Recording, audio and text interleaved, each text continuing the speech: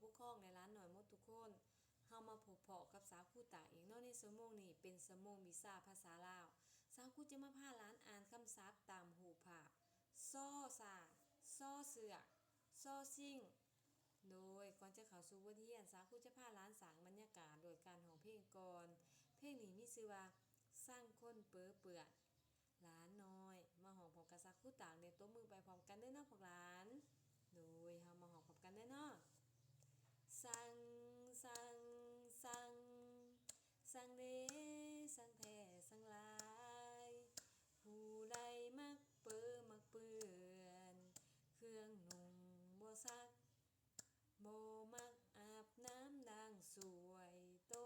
กะแลนาก็รำมีแต่ขี้ตมมีแต่ขี้ฝุ่นไปไปไปไปแม่ไปสวยไปล้างเอ้ยครูบ่เคยสอนสั่งก็ยังบ่ฟังเป็นตาสั่งแท้แท้ก็ยังบ่ฟังเป็นตาสั่งแท้แท้โดยชุมเชิญนะพวกหลานเนาะสมงก่อนสาวครูก่อนในผ้าร้านเฮียนเกี่ยวกับคำศัพท์มีสอเสือสอสิงสอเสือสอสงร้านหน่อยก็ได้เยี่ยน้ำสาวคู่ตากไปแล้วและส่งเป็นวิดีโอมาให้สาวคู่ได้เบิ่งน้ำเนาะสาวคู่ตากขอซุ้มเซยร้านหน่อยเก่งหลายโดยเพื่อบ่เป็นการเสียเวลาเฮามาเข้าสู่บทเรียนเฮาเลยเนาะพวกหลานเนาะสาวคู่จะมาพาร้านอ่านคำศัพท์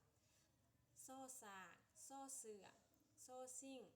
เฮามาสังเกตเบิ่งหูผาน้ำกันได้เนาะพวกหลานหลานหน่อยตั้งใจฟังเด้อสาวคู่จะอ่านให้หลานหน่อยได้ฟังก่อนโดยซ้อซ้อซ้อซ้อสากซ้อซ้อสากซ้อสากนี่เมนหูบสากเนาะพวกหลานเนาะสากหลานเคยเห็นสากอยู่บ่เคยเห็นเนาะพวกหลานเนาะสากสากเมนอยู่ในป่าเนาะพวกหลานเนาะตัวใหญ่ๆสากสากเบิ่งหูภาพต่อไปเนาะซ้อซ้อซ้อซ้อเสือกซ้อซ้อซ้อเสือกนี่เมนหูบเสือกเนาะพวกหลานเนาะพวกหลานเคยเห็นเสือกอยู่บ่เสือกเมนเอาไว้มัดเนาะเอาไว้มัดสิ่งของต่างๆเนาะเสือกซ้อซ้อเสือก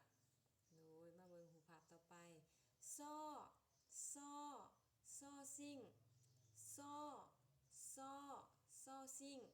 นี่เมนหูบซิ่งเนาะพวกหลานเนาะนี่เมนซิ่งพวกหลานเคยเห็นบ่ซิ่งเมนเอาไว้ติดน้ำหนักเนาะพวกหลานเนาะเช่นว่าเฮาไปซื้อเครื่องกินเนาะที่ว่าอยู่ตลาดเนาะเช่นว่าเป็นหมากไหม้เนาะเฮาก็เอามาติดซิ่งเบิ่งว่าน้ำหนักเท่าใดเนาะพวกหลานเนาะซ้อ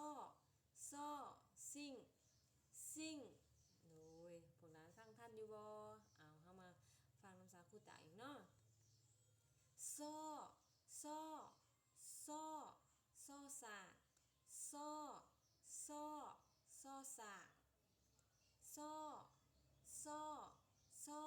ซ้อเสือกซ้อเสือกซ้อเสือกซ้อซ้อซ้อซิ่งซ้อซิ่งซ้อซิ่งหลานสังเกตเบิ่งหูภาพท่านอยู่บ่น้ำสาวคู่เอาเฮามาฟังน้ำสาวคู่ตากอีกเทื่อนึงเนาะพวกหลานเนาะซ้อซ้อซ้อสากซ้อสากซ้อซ้อสากซ้อซ้อซ้อเสือกซ้อซ้อเสือกซ้อซ้อซ้อซิ่งซ้อซิ่งซ้อซิ่งโดยพวกหลานฟังท่านอยู่บ่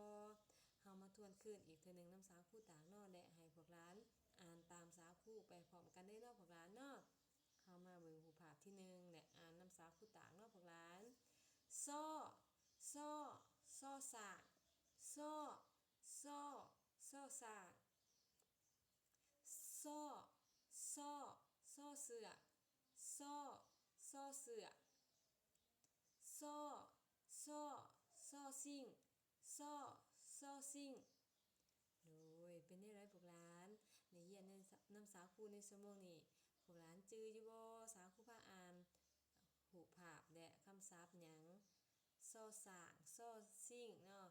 ซ้อซ้อหยังพวกหลานซ้อเสือกเนาะพวกหลานเนาะโดยชั่วโมงนี้ สาวครูขอได้พาหลานเรียนเกี่ยวคำศัพท์ตามรูปภาพเนาะหรือว่าอ่านคำศัพท์ตามรูปภาพมีซอสร้างซอเสือกซอซิ่งเนาะขอให้หลานน้อยเวลาอยู่เฮือนให้แอบอ่านเนาะคำศัพท์แต่ละรูปภาพว่าอ่านแนวใดเนาะโดยและให้หลานอ่านและส่งเป็นวิดีโอเนาะมาให้สาวครูตามได้เบิ่งนำเนาะได้ฟังนำว่าหลานน้อยอ่านถูกบ่อ่านได้อยู่บ่เนาะพวกหลานเนาะถ้าผู้ใด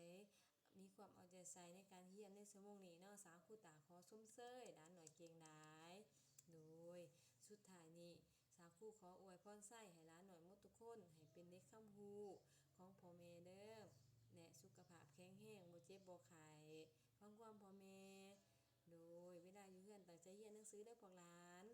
ชั่วโมงนี้เฮาเรียนส่ำนี้ก่อนชั่วโมงหน้าค่อยเจอกันใหม่เนาะบ๊ายบาย